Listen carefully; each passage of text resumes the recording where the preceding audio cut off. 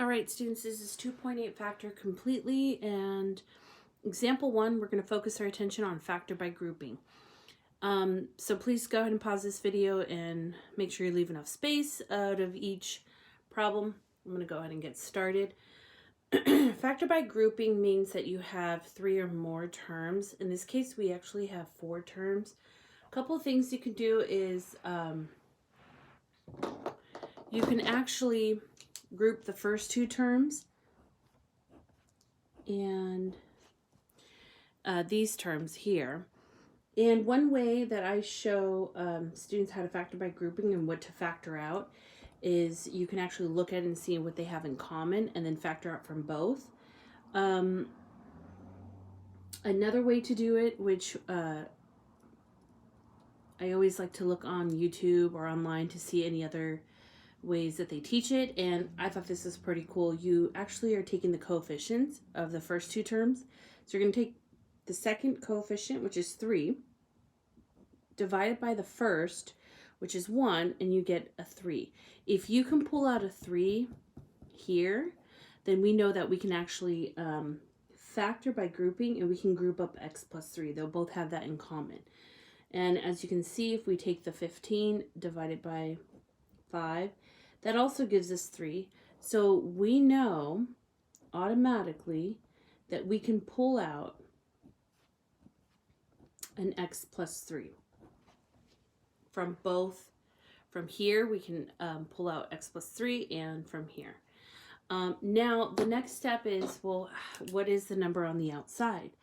And then that's when you ask yourself, how can I make this x? What do I need to multiply this x to make it a x squared? And we know it is x. So x times x is x squared, x times 3 is 3x. So we haven't really changed anything. We were just able to pull out an x plus 3.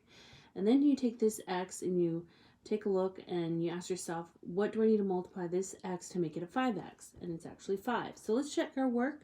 5 times x is 5x, 5 times 3 is 15. Now that we are able to factor out x plus 3 from both, we can actually combine these two. So I'm going to combine these, x plus 5, and because they're both, we are able to factor out an x plus 3, we can actually represent that here. And there's your answer. Okay, let's go ahead and do it again. We have x cubed, x squared, 2x, and 2. So, and this is number 3 out of your textbook. Again, we have 4 terms here. So we have a polynomial, and anything that is greater 4 terms on, you can try factoring by grouping. I would say let's go through the motions and factor out. Let's see if we have a GCF that we can factor out. We don't. Some of you might look at this and say, oh, we can factor out an x, but this 2, this constant, we won't be able to factor out an x because there's no term there.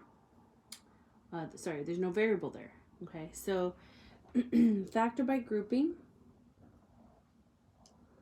Again, you're going to take those coefficients. 1 divided by 1 is 1. And then you have 2 divided by 2 equals 1.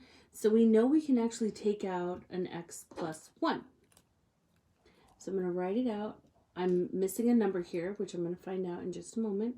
We know it's x plus 1 plus, and then some number or expression, x plus 1. So again, this 1 tells us that we can factor out an x plus 1. Okay, once again, we're asking ourselves, what can we do here? We can actually take out an x squared. X squared times x is x cubed, and then x times 2, or sorry, what do we need to multiply x to make it a 2x? And that becomes a 2. All right, let's go ahead and combine these two. We have x squared plus 2. And then we have x plus 1. There's your answer. If you want to check your work, you can use the box method, FOIL method, and you'll end up with what we started, the expression that we started with. Okay? Now, that's factor by grouping. All right, this is the last section. The title is Factor Completely, so we're trying to figure out how can we factor a polynomial completely. We probably started this in 2.4 where it's like, okay, let's see if we have a GCF. Do we have a negative? Let's use the big X. If you have 4 more terms, factor by grouping. Again, this one's going to say factor completely. So I'm going to take a look at this and ask myself, I have 3x cubed, 6x squared, and negative 18x. I notice that they have a few things in common. We can actually factor out a GCF. Okay, what's our greatest common factor? It is 3. We know 3 divided by 3 is 1, 6 divided by 3 is 2, and negative 18 divided by 3 is negative 6. Okay, but there's something else that they also have in common. We can actually factor out an x. So 3x. And we said this is x squared. Okay, I'm asking myself, what do I need to multiply this 3 to make it a 6x squared? That would be 2x. What do you need to multiply this 3x to make it a negative 18x? Negative 6. Okay, the title is factor completely. That means you keep going if possible, okay? So what you're going to do is you're going to take this expression and you're going to say, okay, I don't have a GCF. I've already factored that out. A is not negative, okay? A is equal to 1. So let's fall back on the big X. Negative 6 on top, positive 2 on bottom. What two numbers, when I multiply, I end up with negative 6, but at the same time I add them and I get positive 2. So 1 and 6, 2 and 3. I don't get a difference of 2. Okay, so this right here, students, this is actually not factorable. So there are going to be times where it's not factorable, but remember, we're going to factor completely. So my final answer is actually this right here in purple. So that's my final answer. I cannot simplify or factor anymore. And because it's trinomial, I won't be able to factor it out. And occasionally that does happen. Then this is you stop there and this would be your answer. Now, there are going to be times where this is factorable. This is probably the first time where we saw that it's not factorable. There are going to be times where it is factorable and you need to keep going. Okay, you need to create your binomials. All right, let's take a look at B. We have 5x to the 4th minus 45x squared. So the first thing I'm going to look at is, can I factor out the GCF? And I have 5 and 45. I can actually take out 5x, something even bigger than this, 5x squared. Okay, if I factor out a 5x squared, I end up with x squared minus 9. And this right here, students, is ringing a bell to me because I'm your teacher and we just talked about this lesson. This right here is a special pattern. It's called the difference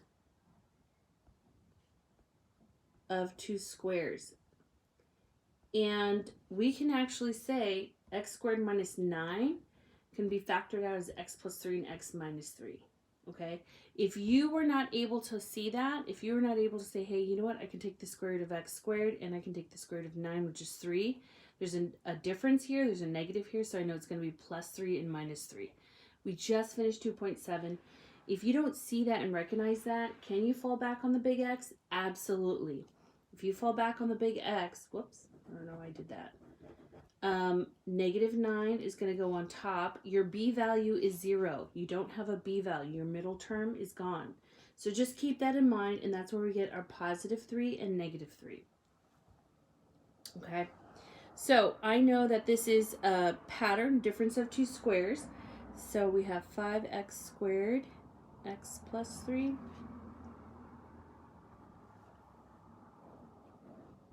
There's your answer. I believe we have one more problem. And they're actually going to ask us to solve.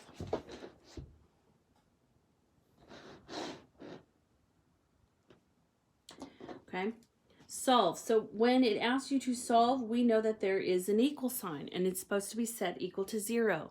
In this case, it is not. So what I'm going to do is I'm going to subtract 10x.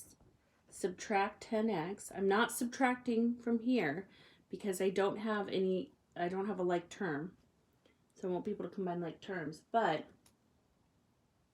I end up 2x cubed plus 8x squared minus 10x equals 0. Okay. Is there a GCF we can factor out? We have 2, 8, and negative 10. Absolutely, looks like 2. But what about our x's? We have x to the power of 1. So we can actually factor out 2x. What's left on the inside? X squared plus 4x minus 5 equals 0. Okay, again, they're asking us to solve, so we know we got to keep going. X is going to equal some numbers, right? So just the highlighted part, we are going to use the big X. It might be factorable, it might not. We've encountered something that was not factorable. We have a negative 5 on top, positive 4. 5 is just 1 and 5, so we got to figure out which one is negative. 1 and 5. To make it a positive 4, this has to be a negative 1. But let's make sure when we multiply these two, we end up with a negative 5. So negative 1 times 5 is negative 5.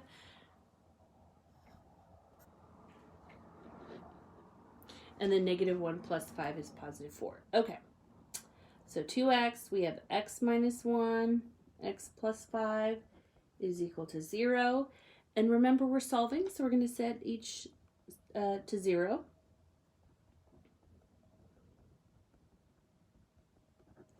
And again, we're dividing here, so we end up with x equals 0. We're going to add 1, so x is going to equal positive 1. And then we're going to subtract 5, which makes it a negative 5. So there are your answers.